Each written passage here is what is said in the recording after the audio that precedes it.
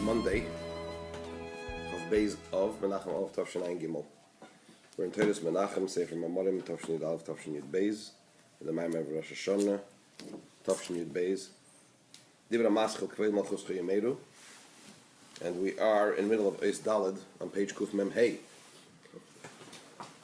The Rebbe is discussing here the Avodah, the service that we perform on Rosh Hashanah, which is made up of two parts. One is to say psukim from the Torah, and the other is to blow the shofar. And we need both of those in order to accomplish the reconnection and the redrawing down, as it were, of Hashem's pleasure in creation. And sorry, page Kuf Mem Hey. Hashem's pleasure. That Hashem should have pleasure from Avodas Adam, from man's service of Hashem.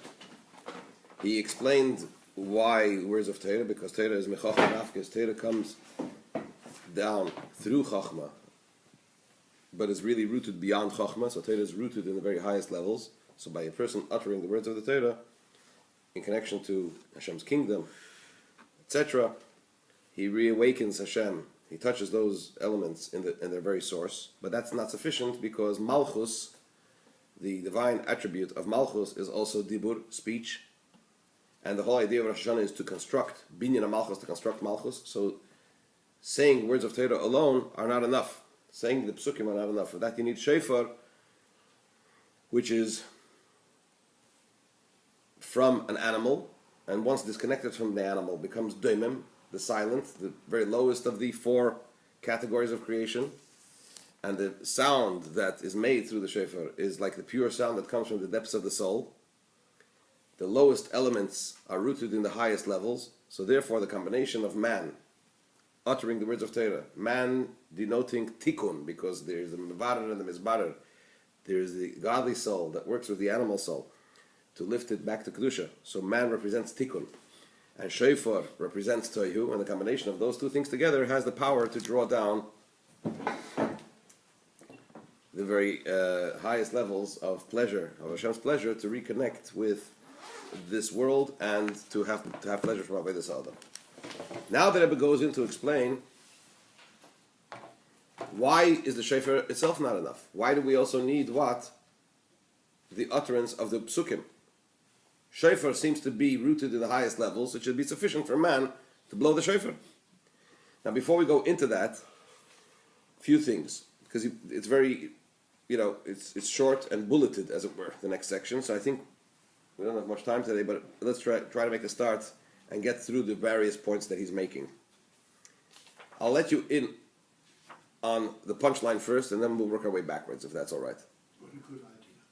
The punchline basically is this: that shofar is rooted so high, it's from such a high source, that on its own it would be uncontainable. The person would not be able to contain it. The Gilui the revelation, would not be containable and manifest. So you need some order, as it were. You need a level or a context which is ordered and tangible, that allows that tremendously high level drawn down through the shofar to become manifest and permeate in a pneumius, in an ordered fashion, so that we can have access to it. That's why you need what? You need the human being, the person uttering the words of the psukim, represents tikkun, order, and it's only the combination of the two that allows for a very high level, which on its own would be what? Intangible, right? To fuse with the human being through his uttering of the words of Torah, and then ultimately to become manifest and tangible. That's the bottom line. In order to explain that, the Rebbe, the Alter Rebbe, goes into a bit of a description of this idea that there is a Gilui, a revelation of godliness, which is intangible and not containable, and sort of blows apart the place or the entity or the creature where it becomes present. And he brings a few examples for that. Could you remind us where the 72 names of Hashem come into the story? Can we do that later? Because I just want to focus on this Nukuda. I'll come back to that. Maybe not today, but I will come back to that. Bli neder.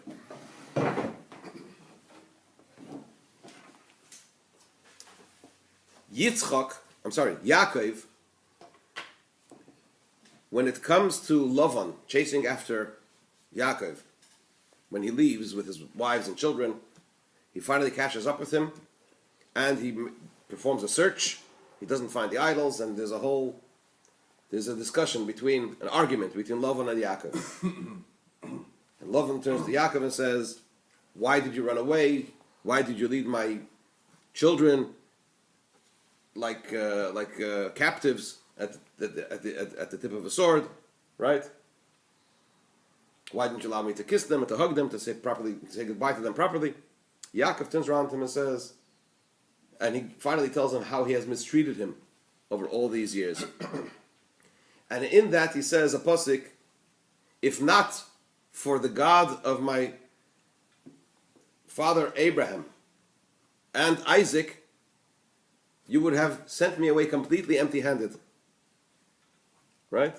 But the way he describes Hashem in the context of Avraham, he calls him Elokei Avraham, the God of Abraham. And then when it comes to Yitzchak, he says, Upachad Yitzchak, the fear of Isaac. Why? Why doesn't he say Elokei Yitzchak? What do we say in davening? Elokei Avraham, Elokei Yitzchak, Elokei Yaakov. Why does Yaakov refer to Yitzchak here as Pachad? So Rashi says that Eina Kadosh Baruch Hu miyachad Shmayel Tzadikim b'chayeim elav b'misasam. Hashem does not unite His name upon tzaddikim whilst they're alive. Only after they pass away. And although Hashem told Yaakov when he left, "Don't be afraid, I am the God of your father Abraham and the God of your father Yitzchak." So Hashem did say Elokei Yitzchak while Yitzchak was still alive. That was when Yaakov was running away from Esav, right? Nevertheless, Yaakov was afraid to say so. Yaakov was afraid to say Elokei Yitzchak. So therefore he said Pachad Yitzchak. What does Pachad mean? Fear. The way the Alter Rebbe explains it, the Rebbe brings it here in the Maimer almost obliquely, is that a human being, a creature, created being, cannot contain great revelation of godliness. He doesn't bring it here, but you remember the story with Manoach and his wife when the angel comes to visit her, and she says, "You're going to have a son." There's a whole discussion. We saw God, we're going to die, etc. So he says, "What do you mean? If God would want you to die, He would send you angels to give you good news. Don't get carried away. Don't worry." But normally, under normal circumstances, great revelation, a human being can't handle it if it's too high the revelation. That's one example he brings. Another example he brings is the Talmud in Sanhedrin. The Gemara says in Sanhedrin that when Hashem decided to create man, He turned to the angels and He said, "What do you think? I'd like to create a man in our image. What do you think? Is that a good idea?" So they sort of expressed criticism of it. Why do you want to do it? What's the point of doing it? They sort of expressed misgivings about Hashem creating man. So Hashem, it says, He put his etzboy b'neim, he stretched out his finger among these angels, v'sarfam, and he burnt them up. Got rid of them. Then he came to the next group of angels, and he said, "What do you think?" And they said the same thing. So he did the same thing again, and they also burnt up. They came to the third group. He says, "What's the point of you asking us? You've gotten rid of the first two groups. What do you expect to tell us? What do you expect us to tell you?" So Hashem created man, and then it came. Then he sinned. The man sinned with Adam sinned with the Eitzadas, and then the Raflaga, and then the Mabul, right? So they came. The third group of angels came to God, and they said, the first two were right. The first two groups. I mean, that they criticized man. Well, why did you do this? So Hashem responded, "Va'ad zikna ani hu, va'ad seva ani esbel." That until old age I am him, and until very old age, until my hair turns white, I will tolerate. Meaning to say that I tolerate man for better or for worse. This is a discussion of the Talmud, without going into the deeper meaning of it. But the point being, what is it? What is this idea? This notion of Hashem inserting His finger among the angels and burning them up? It's the idea of Hashem revealing Himself more than usual, right? Sort of inserting an electric voltage, which is more than they can handle, and they burn up. So what do we see again? That great revelation is not tolerable. If it's too much, then a created being can't tolerate. Then he goes on and says that there are angels that are created every single day and expire. There's a pasuk in Tehillim that says, "Matzmiach chotzir la behema ve'esav la avedas ha'adam." We say it in Borkei Nafshi. It's Psalm 104, right? Hashem causes, he plants or he causes to grow. Chotzir. Chotzir is grass that grows on its own. What is it called in English? Weeds. It's not necessarily weeds. No, it's grass. Wild grass that grows on its own. Feral grass. Right? Ve'esav lavedas adam, and then he also causes to grow grass for man's work. Matzmiach chotzir la behema says in Chassidus and in Kabbalah. It's based on the Zohar. That is grass that Hashem makes grow for malachim, for angels, and these are angels. I don't know if we have time. Do we have 5 minutes? Huh? 5 minutes. We have 5 minutes. I want to read you a piece from the Alter Rebbe's Maimer. Another Maimer of the Alter Rebbe. This is from Mamar Kevod Malchuscha in Tov Kuf Samach Dalid. It's on page Kuf Chav Ches. And it says like this. It says in the pasuk, we're saying Shema v'nosati esev b'sodcha livimtecha, and I will give grass in your field for your animals. And this is a reference in a certain context to malachim, to angels. Behema, in the animal, in the celestial terminology, are malachim. Behema is baharei olaf, right? The celestial animals are angels. Sometimes we find that animals are called behema. Behema is the numerical value of 52. So the Zohar says that there is this great big animal, and animals that lie on 1,000 mountains, and they are consumed with one swallow. Who consumes them? Malchus, that's it, Malchus.